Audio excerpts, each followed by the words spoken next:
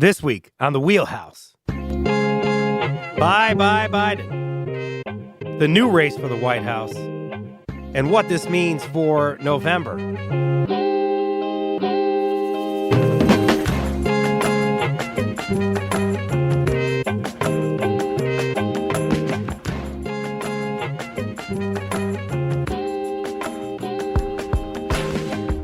For Connecticut Public, I'm Frankie Graziano. This is a special edition of the Wheelhouse, the show that connects politics to the people. We got your weekly dose of politics in Connecticut and beyond right here. Live from the Connecticut Public Studios here in Hartford. We are streaming on YouTube as well, so there's a video component today, but streaming on the radio as we do each week. But coming to you differently this week on a Monday, because another week, another major shakeup in the presidential race. For weeks, President Joe Biden, he's faced increasing pressure from fellow Democrats to step aside. And on Sunday, he finally heeded those calls. All eyes now on Vice President Kamala Harris. Biden's endorsed her for the job, and so have other top Democrats. But her nomination isn't exactly guaranteed. At August's Democratic National Convention, delegates will have to throw their support behind Harris. But there are several other Democrats being floated as possible contenders. Talk about that. Later this hour, we're going to hear from U.S. Senator Richard Blumenthal about yesterday's historic news. But first, a powerhouse panel here to walk me and you through what Biden's decision will mean for the coming months. Streaming live on YouTube today, search at Connecticut Public to watch the show. And of course, we are on the radio. I want to know, how are you feeling about Biden's exit? What questions do you have? Join the conversation, 888-720-9677, 888-720-9677. I'd like to introduce our powerhouse panels of guests. To my right here in studio, Mark Pazniokis, Capitol Bureau Chief, Connecticut Mirror. Good morning. Good morning. Good to see you. Good to see that you made it here back from Milwaukee last week. Yes, thank you. And speaking of the convention, covering it was Lisa Hagan for Connecticut Public and the CT Mirror. Thank you so much, Lisa. Hey, good to be back with you. And so good to talk with you this morning. Thank you so much for your support and coming on the show. And the professor, Dr. Bilal Sekou, Associate Professor of Politics and Government at the University of Hartford. How you doing, Bilal? Bilal's there somewhere. Good morning, Frank. I see him. He looks great. There he is. Okay. Of course, we're seeing him because we are streaming on youtube.com/Connecticut Public. Good morning, Bilal. Good morning. How are you? And go Hawks. Go Hawks. We could even say that right now. It's been such an irregular time in America, but Dr. Bilal Sekou saying go Hawks just brings you right back to reality here. Mark, you get the first question. 2 weekends in a row of breaking news.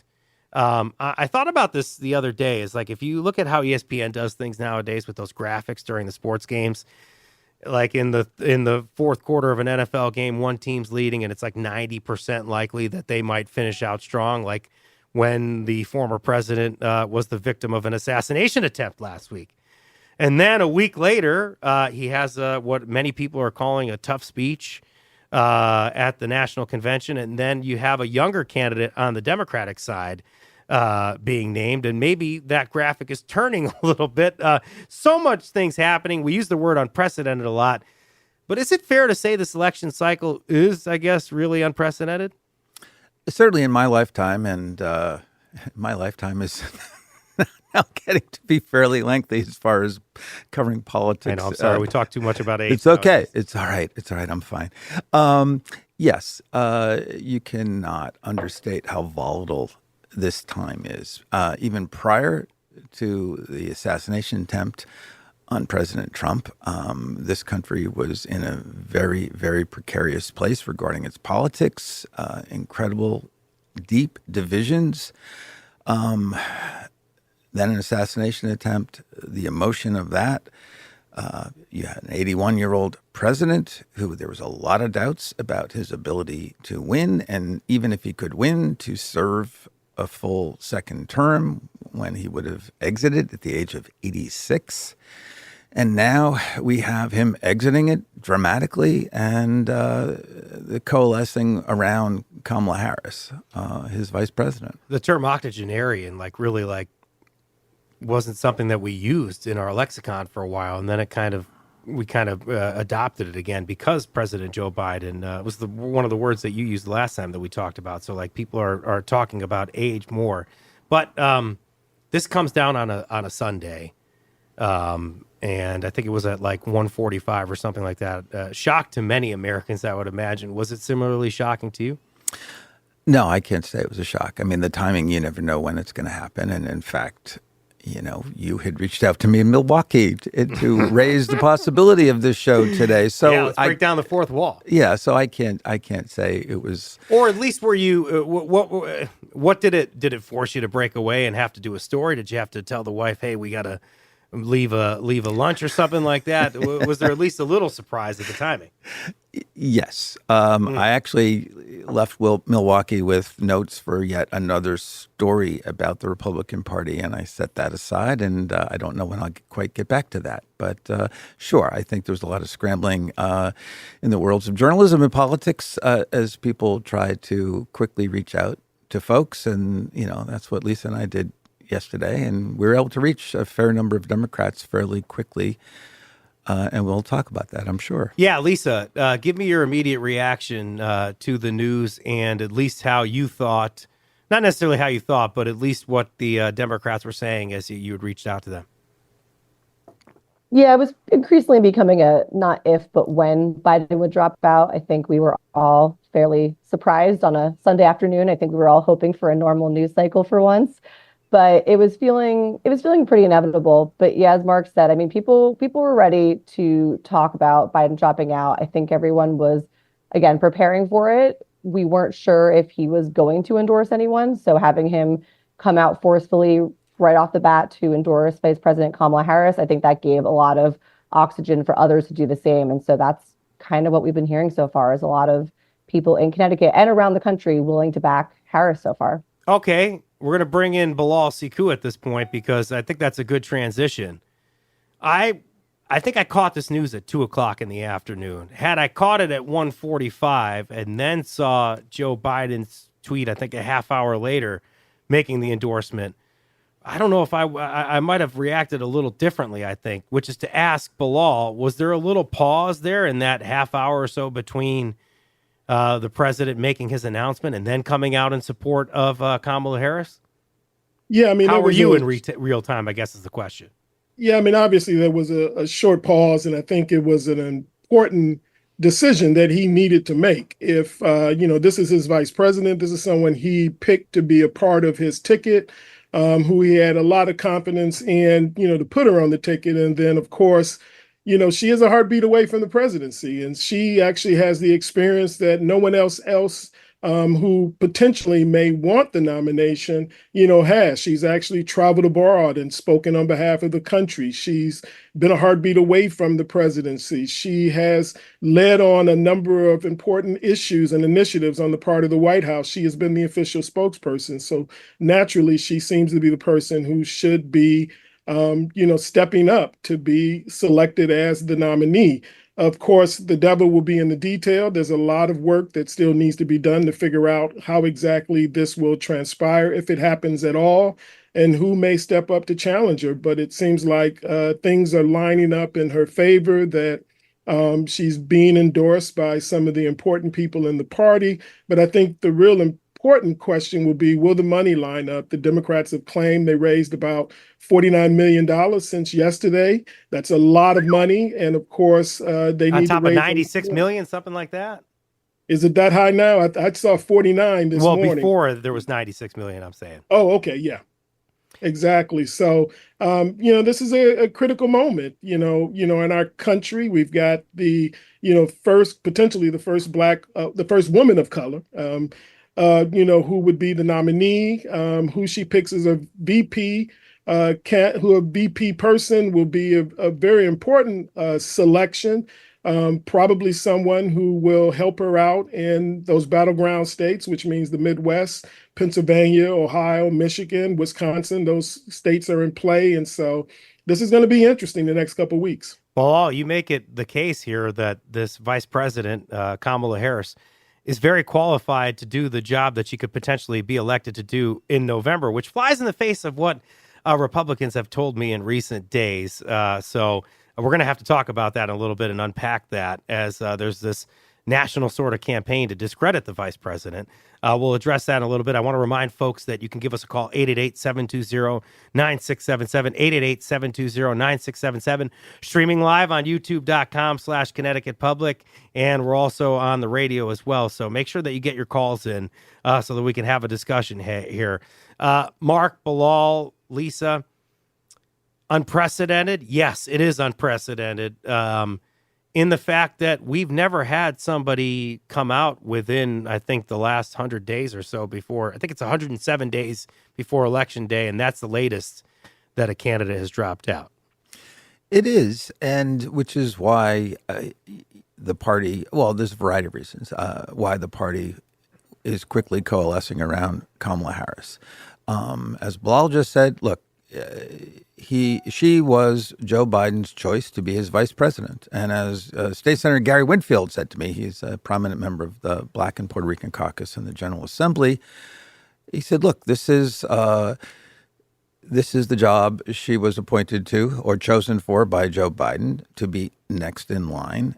And there's really nothing, it would be difficult to do anything, as far as politically, as far as strategically, if the Democratic Party snubs the first woman of color to serve as vice president, if this convention were to snub her as Joe Biden's successor, I think there would be chaos and division. And, I was quickly scanning various news sources this morning, and I was struck by a quote from the mayor of Birmingham, Alabama, is quoted in the New York Times. And he basically said, we can unite and win, or we can fight each other over who the nominee is and lose. It's that simple.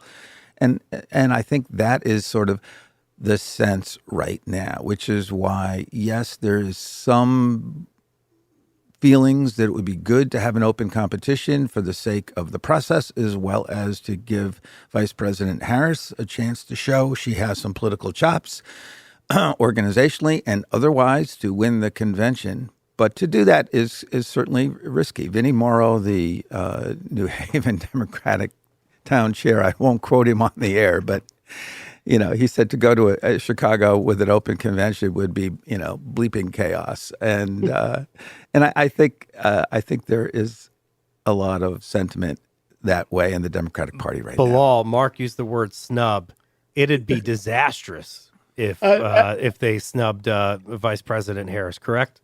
I absolutely agree. I mean, just the other day, 1,400 Black women signed a letter in which they essentially said they backed Joe Biden. And of course, they also suggested that to jump over Kamala Harris to be, the nominee if Joe Biden were to pull out would just be ludicrous. I mean, let's just face it. I mean, the Democratic Party succeeds or fails without with or without the votes of people of color, especially African Americans.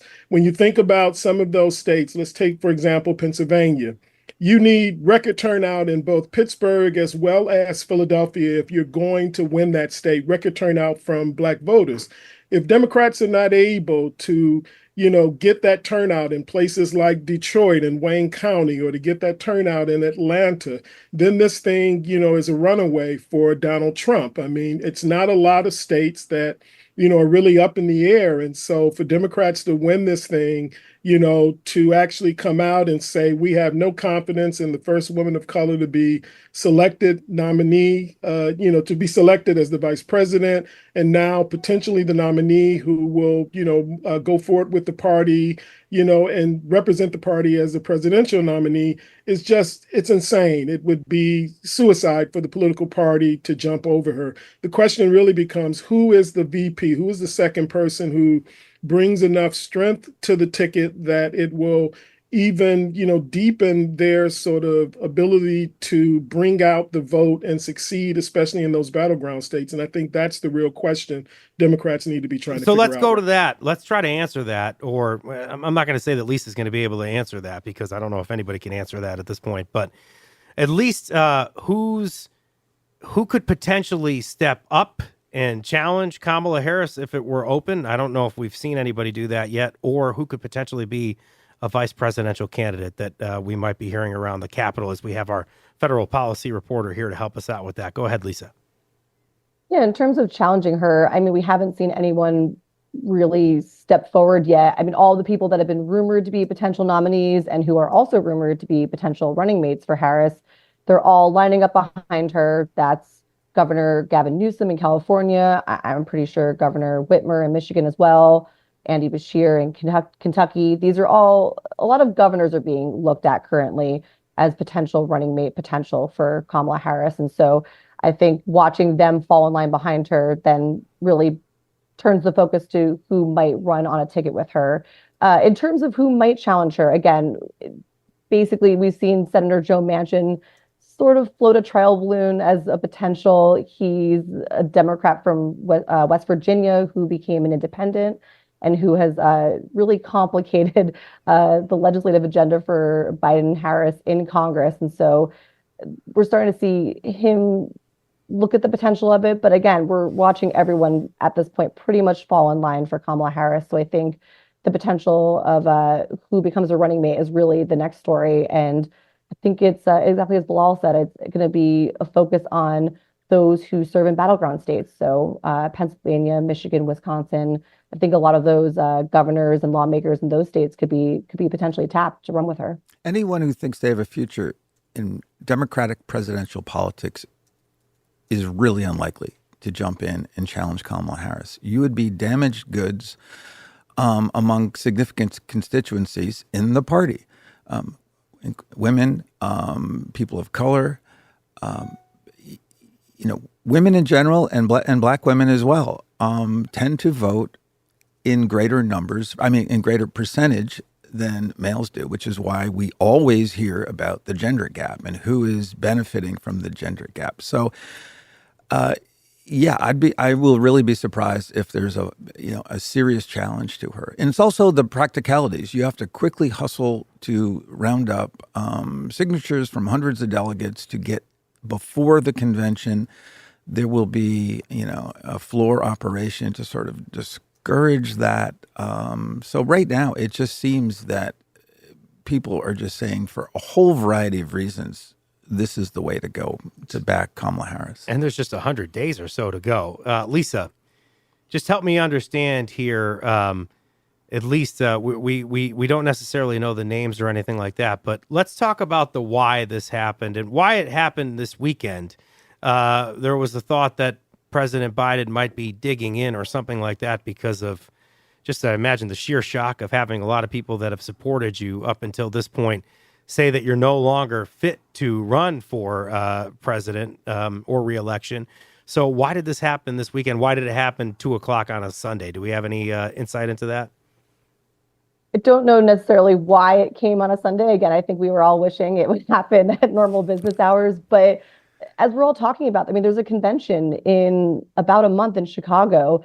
They're going to have to name a nominee. The clock was ticking, as Senator Murphy said. They needed to make a decision. And so, for the last few weeks, it was really called into question whether Biden was going to step aside. He had been resisting calls. He seemed like he was digging in. This is a man and a president who's been running, who has sought the presidency since the 80s. This has been a dream and a goal for him. And he finally got there in 2020. So I imagine that was a really difficult thing to grapple with and to step aside, especially when you've seen pretty major legislation come through your administration. And so I imagine that was a decision he did not take lightly. But again, the convention being in a month, once you got past the convention and someone formally accepts the nomination, then it would seemingly be next to impossible to get someone off the ballot and off the ticket. So they needed to make a decision fast. We saw that this weekend. And so now we have basically about a month to see how this shakes out. If it's just Vice President Harris, as we all said, we expect that she will continue to coalesce support and be basically the unifying candidate. And whether they rally behind her and they do that virtual roll call that they've been talking about, I don't think so. I think we will see an actual nomination process play out in Chicago in mid-August. And as of right now, it's looking pretty good for Vice President Harris. Bilal, speak to the fact that we have there that Joe Biden, who was normally pretty defiant, had to just step out at this point. And then why it's important to have this happen now, because I would imagine soon that mail-in ballots are going to go out in a matter of days. Yeah, I'm still myself trying to process just all of the sort of machinations and procedures for how the Democratic Party will make that final decision about who the nominee is. I know there are also some issues of getting the Democratic candidate's name on the ballot in some states, and so there are a lot of complicated issues I think at play right now. I actually a couple of weeks ago thought to myself that this week would likely be the week he would have to make that decision. I think when Nancy Pelosi and others in the top tier of the party, raise some questions about whether he should continue, while not calling for him to leave, but at least leaving that open and saying the president needed to make a decision really quickly. But I think also the other thing that happened is that funders started to pull out. And, so if you ask me, I mean, certainly, when we look back and history will look back at Joe Biden, I think he's been one of the most successful presidents we've ever had.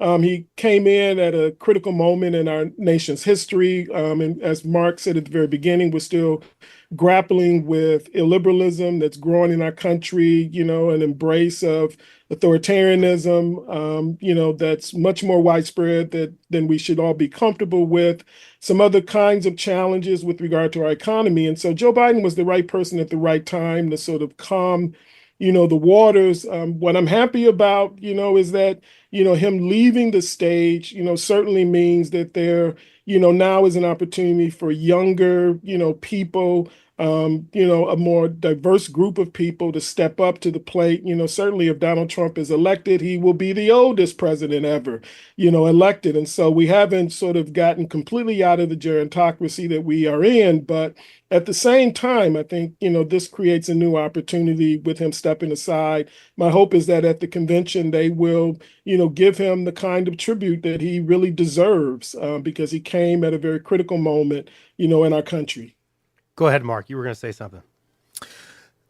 Well, first off, I don't think ballots are going out anytime soon. I think it's in September, right? Or yeah, at least right. Sorry, but it's that's after like 30 days from now, or okay. 35 days from now, okay. right? I don't know. Right. You the need summer ends. You quick, need the nomination set before the ballots go out. So that is time, and there is some grumbling, and there's some threats by Republicans. Mike Johnson, the House Speaker, questioned whether they could somehow challenge Kamala Harris's place on the ballot. I think most lawyers would say that would be frivolous, because there's going to be there is a vacancy in the Democratic nomination. Under the Democratic Party rules, she or whomever will be the duly nominated candidate. So the idea that a major party nominee will be denied access in any of the 50 states seems to be pretty far-fetched. I want to dig into that a little bit. I really do, because I think we need to. I think anything's kind of possible now. Or at least there's a paranoia after you saw what happened with Judge Eileen Cannon last week in Florida. So at least it I don't want to say anything that's speculation or fear mongering, but you could understand that people are concerned about the courts. In fact, we sent a survey out around the election, which you could fill out at ctpublic.org/election. And a lot of people that are responding to the surveys, I thought we were going to get a couple of responses. We've had hundreds of responses, thank the Lord.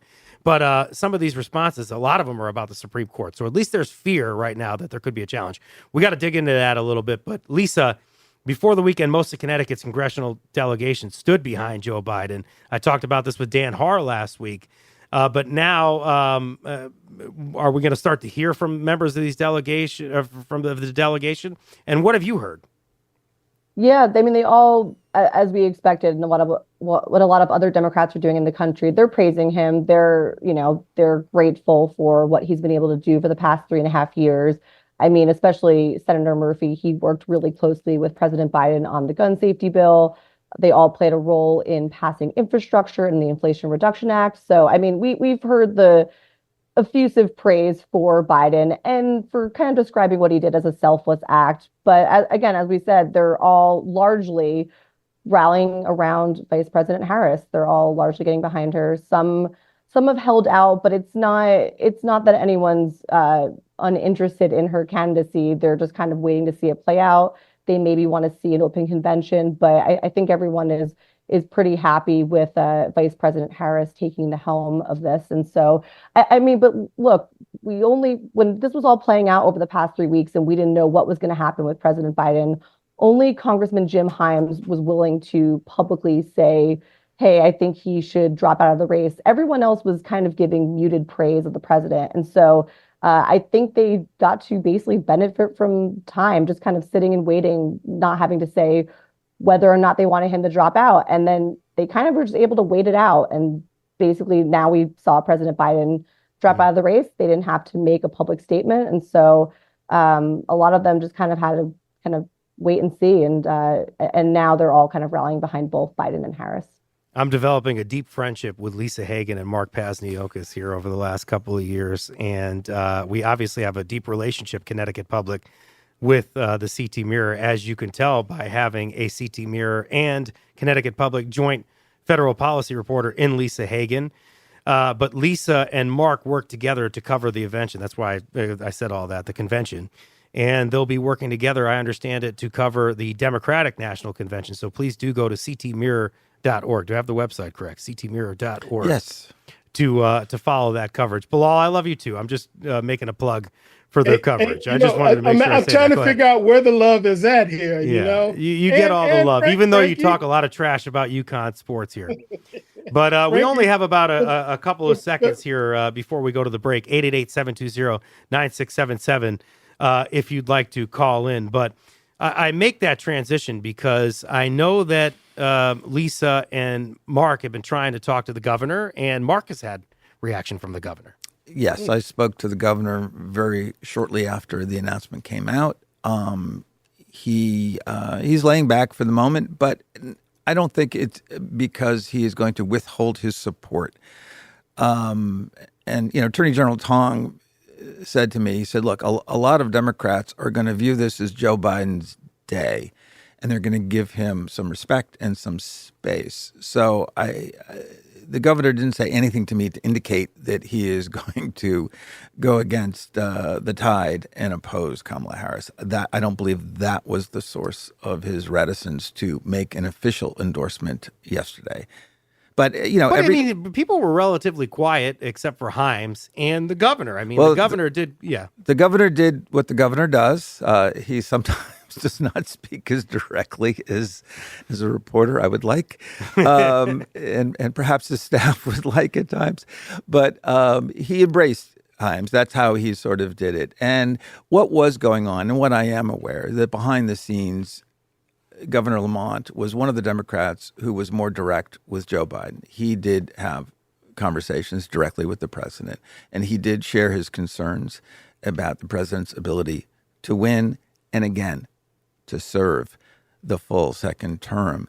And that was his approach. And, you saw that with, Bilal mentioned Nancy Pelosi. Nancy Pelosi made sure that the question of would Biden step down would remain in play, because at a key point she said, well, we're still having a conversation and it's up to him. And that was after Joe Biden said, no, it's over. I've made my decision. I'm staying in. So you had that two track, and Lamont was on the inside track, the people who were trying to coax the president, as opposed to the outside track of the people who were trying to demonstrate to the president that there was significant concern in the party. And those two threads came together Sunday afternoon. Mark, let's hear from somebody who's been very supportive of the president, even to this point. Representative Rosa DeLauro, here's what she said on Sunday to our Michaela Savitt. Thank you so much for getting the following clip. I think she is extremely capable doing the job, and I think there is great excitement around a candidacy in many respects. That's what many people were looking for. Any other remarkable testimony, Lisa, before we go to break here, that you heard from Democrats in Connecticut? No, I mean, I think they largely hewed to what Rosa DeLauro was saying. I think they're all pretty excited to rally around Vice President Harris, those that formally endorsed her. But, aside from President Biden's age, I mean, but prior to the debate, I mean, there was already concern about whether he was going to have an enthusiasm gap if he was as popular as he once was. I mean, there was already polling to indicate that. And so I think Democrats are eager to have a candidate that maybe can rally more voters, bring in a larger coalition of voters. And so I think that'll be interesting to see as we play out the next few months. We talked about Democrat reaction. Let's talk about Republican reaction in Connecticut and beyond after this break. This is the Wheelhouse. I'm Frankie Graziano. Want to remind folks, 888-720-9677. That's the number to call to get on the air and have this great powerhouse panel answer your questions and maybe make you feel better about democracy today. 888-720-9677. Watch the show live right now. We're streaming on YouTube, youtube.com/Connecticut Public. You're listening to the Wheelhouse.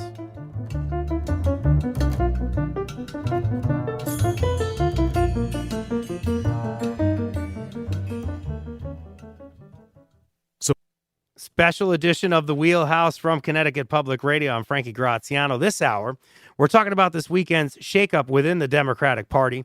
President Joe Biden now stepping aside. Who's going to step in? What are their odds at winning the election? It kind of sounds like Kamala Harris might have a clearer track than we thought. But there is some controversy around the vice president, much because many Americans can't help but use misogynist and racist rhetoric when we have a woman who is ascending, as we are right now, including the Republican chair, the chair of the Connecticut Republican Party, who was on the Wheelhouse last week. Here's what Ben Proto said when I asked him about Kamala Harris. No one really thinks that having a president who giggles when asked a question because she doesn't have an answer to it is really the kind of person we need leading the country or the world. Look, Kamala Harris was chosen for a reason, and it had absolutely nothing to do with her ability to be the next president of the United States, to be the vice president of the United States. It was clearly gender and racial politics that were put in play by the Democrats. And as a result, they have a person sitting a heartbeat away from the presidency who really is not capable of serving in that role. And on the show, Bilal, after that was said, we had somebody named Jason Stanley, who is a philosopher, researcher at the University of Yale.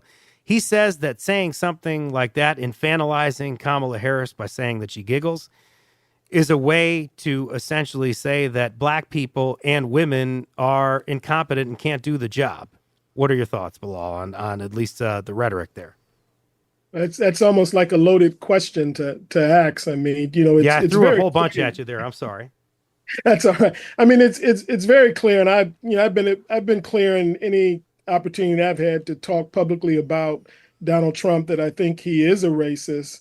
I think he is someone who is very sexist, and this record goes back many, many years. And I think within the Republican Party, a lot of people have talked about the role that Christian nationalism and white supremacy is playing, in the Republican Party right now and how it plays out. And Donald Trump, certainly has been someone, if you go back to Charlottesville, and his reaction to what happened, that there were good people on both sides, when we literally had people marching down the streets, chanting Jews will not replace us and blood and soil.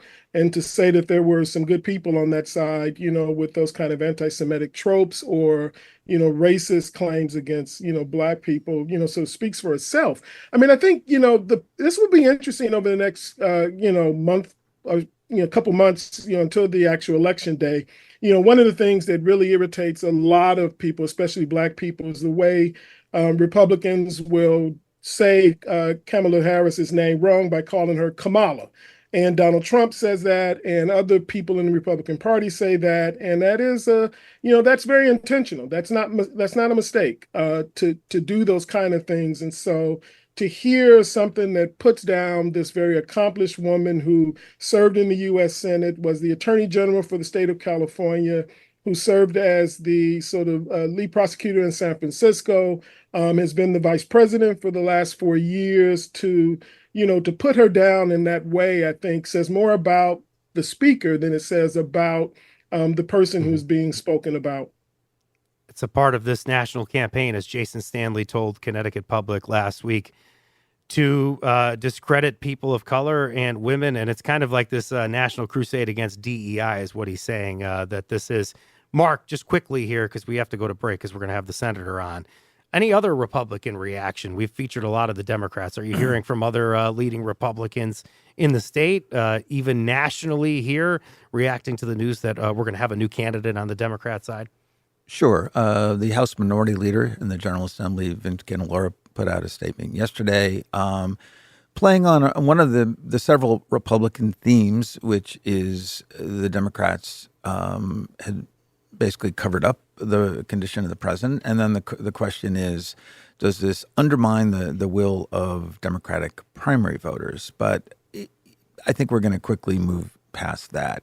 There will be a furious effort by the Republicans to define Kamala Harris, who is currently underwater when it comes to her approval rating. But there's an opportunity on the Democratic side now to capitalize on the excitement that you're going to see in some key elements of the Democratic coalition. But that's what's going to be happening furiously. And Connecticut, of course, is not in play. Donald Trump lost Connecticut by 20 points 4 years ago and 14 points 4 years prior to that. So the question is really nationally, how is this going to play and how will it affect down ballot? Connecticut's not in play. But I thought about you. I think about you all the time, Mark.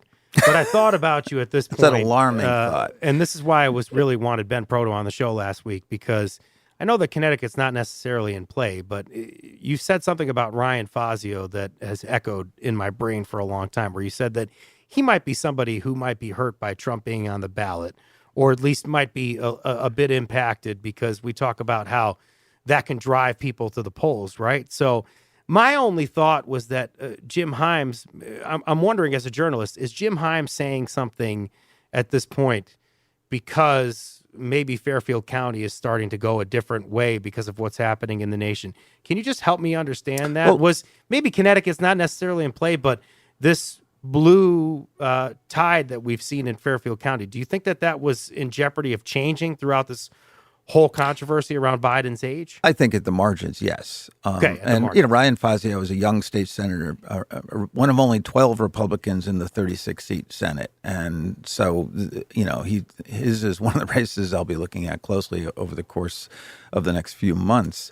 But to Ben Proto's comments, I mean, yes, that does feed into messaging that we're going to hear from the Republicans. Now, I will say, to offer the analysis that race and gender played a role in her selection, that is something that Joe Biden himself would acknowledge.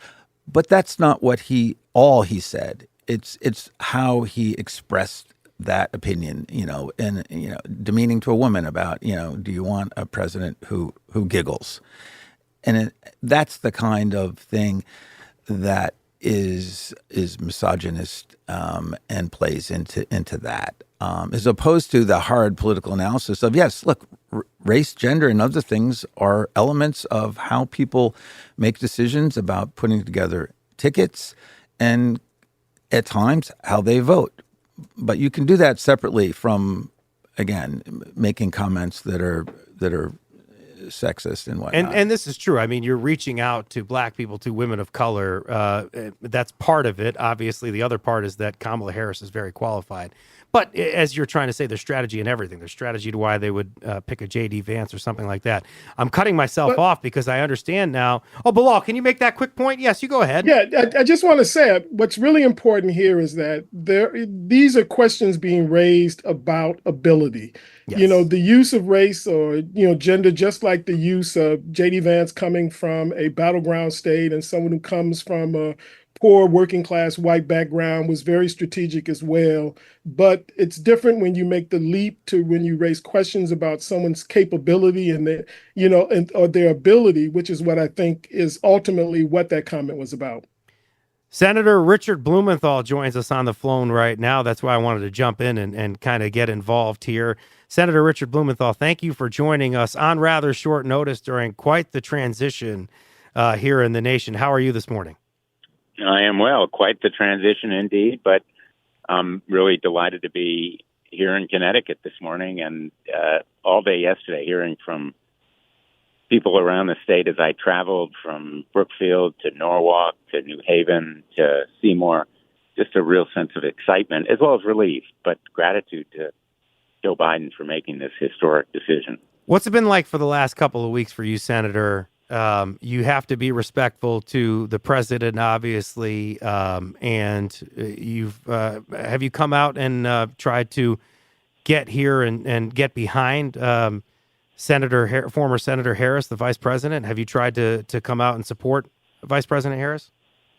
I'm endorsing her today. I thought yesterday was really a day to honor Joe Biden and give him the respect and reverence even that he deserves, because he's been such a extraordinarily courageous and consequential leader when you think about how he brought us out of the COVID crisis, a major public health challenge, and then the economic crisis that COVID precipitated, his impact on really historic legislation. I worked on the PAC Act, which provides care and benefits to veterans who are exposed to toxic substances on the battlefield, like burn pits, and of course, cuts in prescription drug prices and in inflation.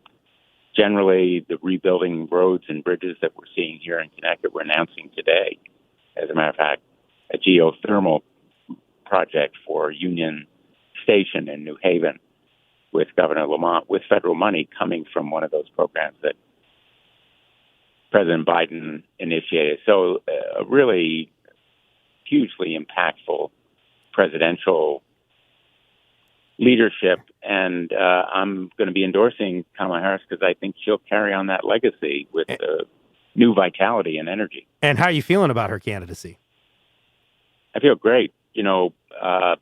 Real excitement, exuberance. She brings an energy and vitality to this job. I know her from my work with her on the Judiciary Committee in the United States Senate. We work closely together on criminal justice reform as well as on the Supreme Court nominees. I admire her as a former attorney general, as I was, and followed her work closely there, and literally sat next to her on the floor of the United States Senate for the time that she was there. We sat side by side during the impeachment trial. So I've really gotten to know her and her family, and I have boundless respect and admiration for her. Do you think that anybody is going to come out and challenge Vice President Harris? I don't want to necessarily have you make predictions, but could you at least help me understand if there's going to be unity around this, or is this going to be a potential vulnerability for Democrats leading up to November, or at least to the convention, where we might see another candidate come forward? What are your thoughts? Great question, because I think unity is the goal, whether it's right away or during the convention or afterward. We need unity, and we will have it. I'm sensing that the excitement and energy that Joe Biden has, in effect, unleashed through this decision and his endorsement of Kamala Harris are going to bring us together as a party, as Democrats, but also, I think, as a country, because we have so much in common in trying to bring the country together. So I think we will have unity. I don't know whether there'll be another candidate for president on the Democratic side. There's a lot of coalescing around her and a lot of eagerness to find out who she prefers for vice president. But we also have a very deep bench there, and I think it's a tribute to the governors and some of my colleagues in the Senate, like Mark Kelly, who have demonstrated real leadership. Senator, I want to know if anything stood out to you in watching the Republican National Convention, or at least hearing some of the things that came out of it, and whether or not you were able to make it through that hour and a half speech from Donald Trump. I'm hearing on a lot of podcasts that people weren't able to, but what were your thoughts about the convention overall? I have to confess, I was unable to make it through the entire 90 minutes. I listened to the beginning when former President Trump recounted the assassination attempt, which I found really gripping, to hear his his account of it. And then he kind of diverged back to, the standard Trump, whatever you want to call it, rally speech. And it wasn't even the rally speech, so far as I gather. So I have to admit that I tuned out partway through. But, certainly there's a clear contrast here between a candidate, Kamala Harris, who has spent her entire career fighting and working for the little guy, the everyday American, and Joe Biden, who put the country first, which Donald Trump has never done. There's a clear contrast on issues, fighting for reproductive rights and women's health care, gun violence prevention, veterans issues where the president and Kamala Harris have stepped forward. Yeah. There's a real legacy for Kamala Harris to carry forward. Are you concerned at how Republicans may come after her, particularly how we've talked about this today, as we've already heard a leading Republican in Connecticut talking about Kamala Harris giggling and the misogynistic and racial undertones in some of these comments that folks are making? We're already seeing some of the misogynistic and, frankly, racist overtones, not even undertones, yes, in what Republicans are saying, which I think is really unfortunate for the country. Politically, very unwise, but just shameful and disgraceful. So I hope that this race to the bottom on the Republican side will be avoided. Last question I want to ask you, because I think it's something that many Americans are thinking about right now. I mentioned a poll that we've been doing, a survey that we've doing at Connecticut Public. A lot of people responding and asking about the U.S. Supreme Court. Is there any concern that the Supreme Court is going to loom over this process, or at least maybe a lawsuit over how Biden's delegates get pledged, or if it's more fuel to the fire if Vice President Harris is able to beat Donald Trump in November? There's no predicting what this United States Supreme Court could or would do. They have plainly demonstrated that they are acting more out of political motives in many of these cases than legal doctrine. The decision in the Dobbs case and some of the gun violence prevention measure cases are really an abrogation of precedent and long-established constitutional doctrine. So there really is no knowing. Or at least is there, Senator, the last question here, because we only got a few seconds left here, but is there at least something that Democrats are doing nationally to try to avoid this, to avoid a challenge? Is there anything you're seeing that is being done to try to avoid a kind of a challenge? Following the law. There's no legal basis for any challenge to President Biden releasing his delegates in accordance with both state law and the convention party rules. And there is no basis for challenging Kamala Harris being designated instead of Joe Biden as the Democratic nominee. And the resort to the courts, I think, should be very quickly struck down by the courts. It's a political question. There's a political question doctrine that has guided the Supreme Court over centuries of the American Republic, which is that politics ought to be decided in the political sphere. Courts shouldn't be acting as politicians in robes, and that constitutional doctrine ought to clearly guide the result here. Important testimony from a former state attorney general in Richard Blumenthal, the senator representing Connecticut, as we also saw that Kamala Harris was an attorney general in the state of California. So I appreciate this context. Thank you so much for joining us this morning, Senator. Thank you very much for having me. Take care. Next few months are sure to be eventful, and we're here to talk you through it all. Hey, who knows? Maybe we'll pop up with another one of these live streams.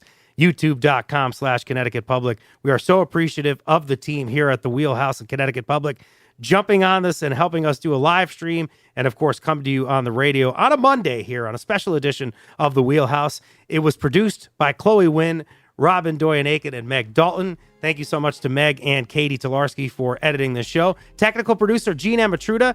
Thank you to Bradley O'Connor for helping us in studio, as well as Joe Koss, Julianne Verace, and Sam Hockaday on graphics. And thank you to our visuals and social media teams as well. Download the Wheelhouse anytime on your favorite podcast app. A hearty thank you to Mark Pasniokis, Lisa Hagen, and Bilal Siku. I'm Frankie Graziano. This is the Wheelhouse. Thank you for listening.